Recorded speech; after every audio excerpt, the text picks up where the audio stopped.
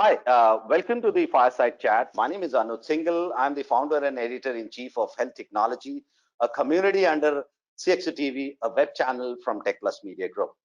So today we have with us Dr. Praveen Gadam, who's the additional CEO, which is for the National Health Authority, which is the Government of India, as our guest to talk about the launch of NDHM, which is the National Digital Health Mission to improve the efficiency, effectiveness, and transparency of health service delivery ecosystem in India.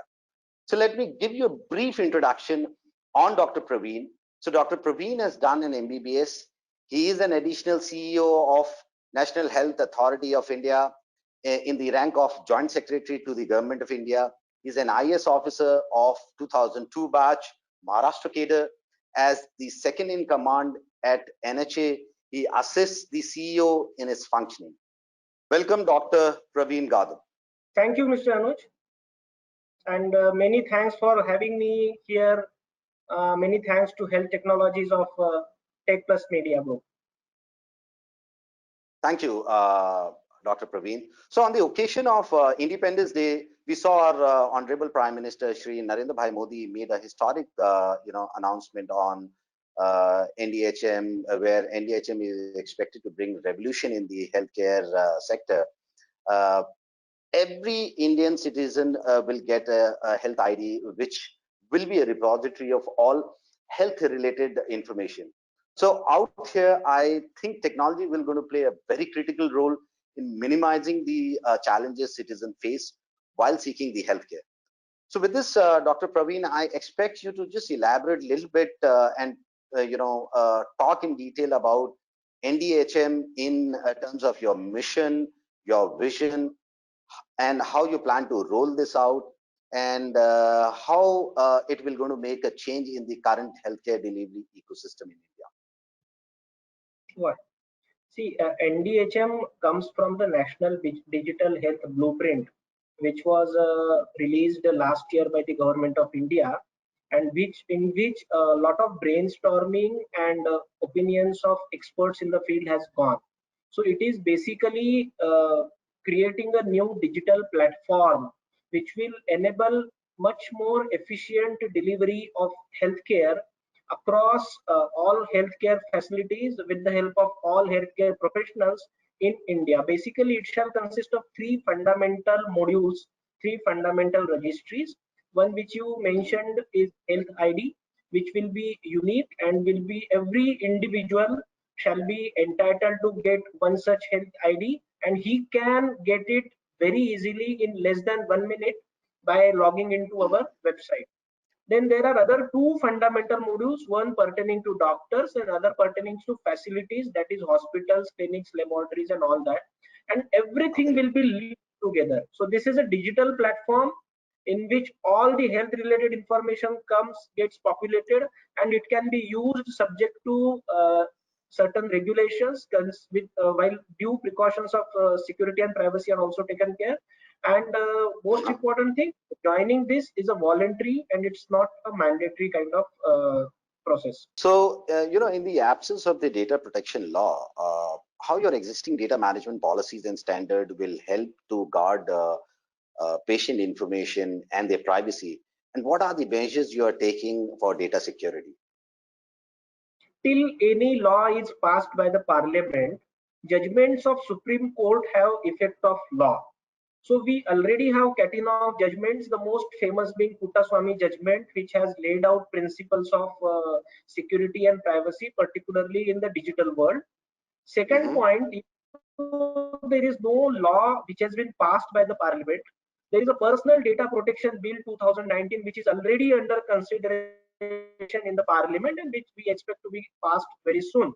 So if you see there is existing legal framework which allows us and which guides us in our mission forward, and we have considered all these existing legal provisions and also legal provisions of forthcoming PDP bill, and we have designed the products based on these legal principles pertaining to security and privacy. And I want to assure the citizens of India through you that utmost precautions, I have talked about legal precautions, but utmost precautions of technological side also has been taken. India is known as IT superpower of the world, and we are here to leverage that power to ensure that the data, which is of very sensitive nature, must remain confidential, private, and the citizen should have that comfort. Yes, whenever I am uploading this particular health record of mine, it is visible or accessible only to me and only to those whom I am giving permission or a consent. And do you have any plans to integrate telemedicine with this? Any timeline being planned on this? Absolutely. See, telemedicine is one of the main modules which we are envisaging to get joined with the three modules that I just discussed. The other modules being health records and electronic medical records and so on and so forth. By this platform, we will have all the health facilities and doctors and specialists which shall be available at the click of the button to individual, and then he shall be in a position to make choice. Doctors and hospitals have an advantage that they shall be able to display their name on the digital platform and make themselves available. So it's a win-win situation. And once the telemedicine consultation starts, the doctor will have advantage of accessing all the health records of the individual, which may not be pertaining to his hospital also. It can be from, even the doctor from hospital A is doing teleconsultation, he can access records with Dr. B, hospital C, laboratory D, and then he can make his decision properly. So this is a very big leap forward that India is going to take once this telemedicine module goes live. So what we can see is that when Aadhaar is already there, so why so many IDs? So any point on that? Yes. See, the reason is legal rather than technological. Technically, even if it is feasible to attach or link various records to Aadhaar, law doesn't allow that. Law doesn't allow use of Aadhaar number for doing this kind of exercise, and it has its own use, and particularly it can be made mandatory only when there is a government subsidy scheme in which some element is going to an individual. Only then we can say that, okay, to entitle this benefit you have to have Aadhaar. This is altogether a different kind of use case, and that's why we have come out with this health ID concept. But health ID can be linked with can be generated using Aadhaar number, and I understand difficulty the people keep facing for remembering so many numbers. So if you are using Aadhaar to generate health ID, you can enter Aadhaar number to log into the system. It's not the case you have to remember all the IDs separately.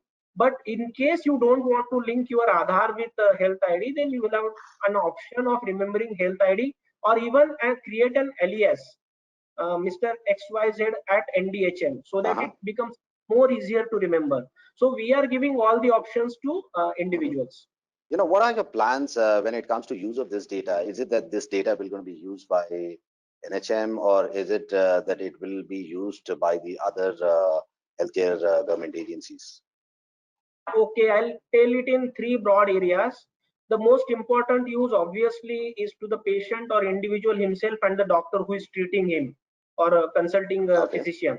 So they will use it the way I have explained, to provide do the proper diagnosis and provide proper treatment. It will save a lot of money also, because repetition of tests, repetition of examinations will also be avoided. Second use it will be possible to use this for better research, development, and public policy.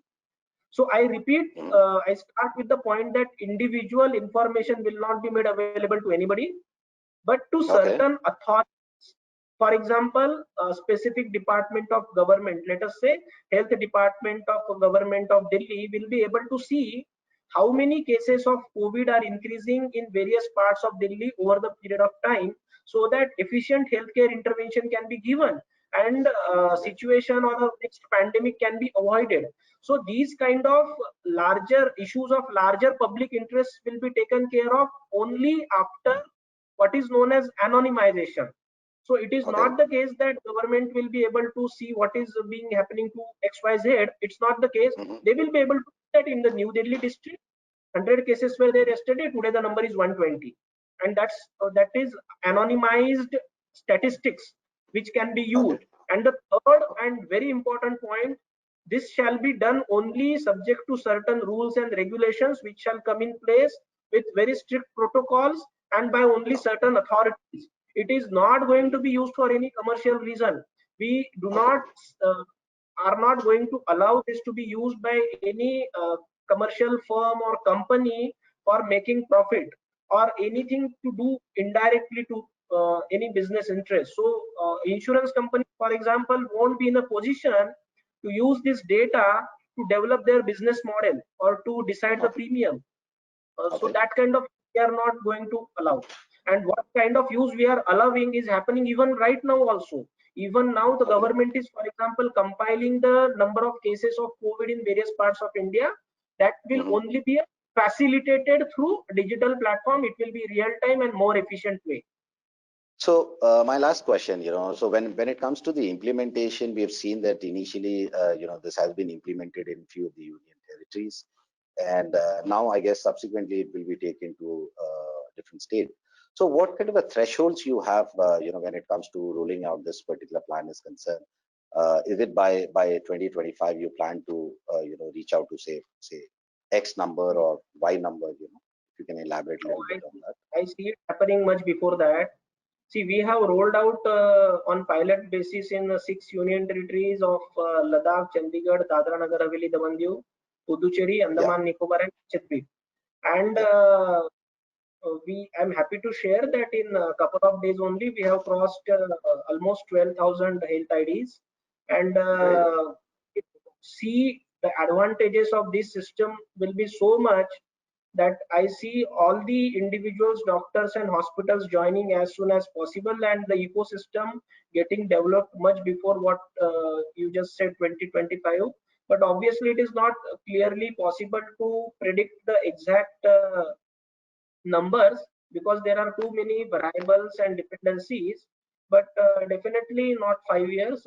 It should happen much earlier, and we should be now leapfrogging because we already are digitally enabled nation. We are a digital India, and I see this platform of JAM, Jan Dhan Aadhaar Mobile, and the deep penetration that we have right now of this trinity, enabling us to sort of leapfrog into this particular mission.